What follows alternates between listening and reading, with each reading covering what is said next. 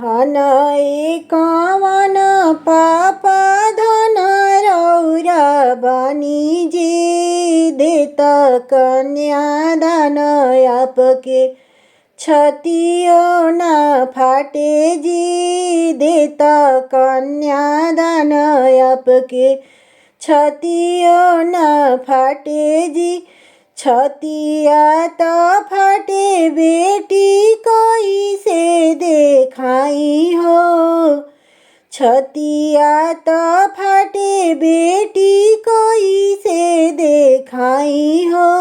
दुनिया के लाजे बेटी तोहके तेजतानी हो दुनिया के लाजे बेटी तोहके तेजतानी हो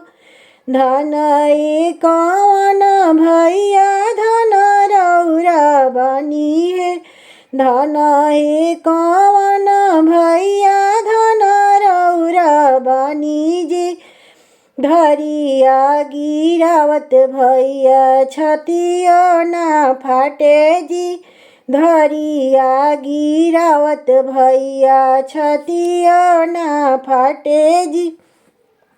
छतिया तो फाटे बहिना जैसे को करिया हो दुनिया के लाजे बेटी तोहके तेजतानी हो